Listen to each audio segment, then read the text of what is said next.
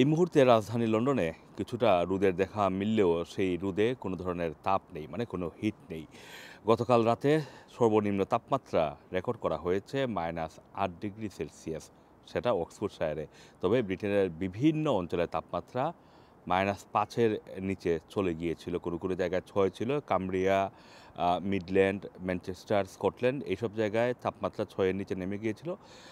রাজধানী লন্ডনেও গতকালকে সর্বনিম্ন তাপমাত্রা -3 ডিগ্রি সেলসিয়াস রেকর্ড করা হয়েছে। এই মুহূর্তে যদি বলি, রাজধানী লন্ডনের কোনো কোনো এলাকায় -1, কোনো কোনো এলাকায় একেবারেই 0 ডিগ্রি, কোনো কোনো এলাকায় 1 ডিগ্রি সেলসিয়াস তাপমাত্রা রয়েছে।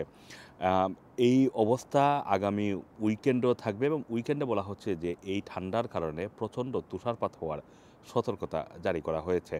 অন্তত 2 দিন এই তুষারপাত থাকবে বলে, মানে তুষারপাত পড়বে বলে আবহাওয়া অফিসের পক্ষ থেকে বলা হয়েছে। গতকালকে থেকেই টানা 6 দিনের একটি মেগা ঠান্ডা জনিত ওয়েদারের ঘোষণা দেয় এবং বলা হয় যে এই সময়ে, মানে অন্তত 8 জানুয়ারি পর্যন্ত মাইনাস মানে হিমাঙ্কের নিচে চলে যাবে তাপমাত্রা কোনো কোনো এলাকার। এবং সেটা প্রথম দিনেই আমরা যদি বলি যে 3 তারিখ রাতেই আমরা দেখেছি যে মাইনাসে চলে গিয়ে অনেকখানি চলে গিয়েছিল। সুতরাং এখনও বাকি দিনগুলো বাকি রয়েছে। সুতরাং বাকি দিনগুলোতে তাপমাত্রা আরও অনেক নিচে যাওয়ার সম্ভাবনার কথা মেট অফিসের পক্ষ থেকে বলা হচ্ছে।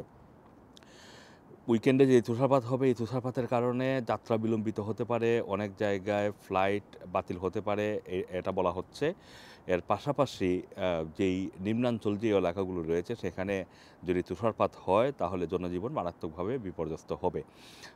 তবে কোনো বৃষ্টির সতর্কতা এই মুহূর্তে নেই। বাতাস যেটা থাকবে সেটা এই ঠান্ডার সময়ের সাথে অনেকটা চিলিং একটা ফিলিং দিবে মানুষকে। মানে মানুষের শরীরে এই ঠান্ডা বাতাস কাঁটার মতো গিয়ে বিঁধবে। সুতরাং বাসাবাড়িতে যারা বয়স্ক এবং শিশু রয়েছে, ভালনারেবল বয়স্ক যারা রয়েছেন, তাদের ক্ষেত্রে বলা হচ্ছে যে 22 ডিগ্রি সেলসিয়াস তাপমাত্রা বজায় রাখার জন্য। এছাড়া সুস্থ সবল মানুষ যেসব বাসায় রয়েছেন, তাদের বাসার তাপমাত্রাও কোনোভাবেই 18 ডিগ্রি সেলসিয়াসের নিচে না নামার পরামর্শ দেওয়া হয়েছে। সুতরাং বাসা যথেষ্ট গরম রাখুন এই কয়েকদিন। যাদের কস্ট অফ লিভিংয়ের ক্রাইসিসে রয়েছেন, উইন্টার ফুয়েল ক্রাইসিসে যারা রয়েছেন, মানে এফোর্ড করতে পারছেন না এনার্জি বিল, তাদের জন্য পরামর্শ হচ্ছে ঠান্ডার এই কয়েকদিন আপনারা দিনে আপনাদের স্থানীয় কাউন্সিলের যেই উইন্টার ওয়ার্ম হাবগুলো রয়েছে সেখানে আপনারা যেতে পারবেন।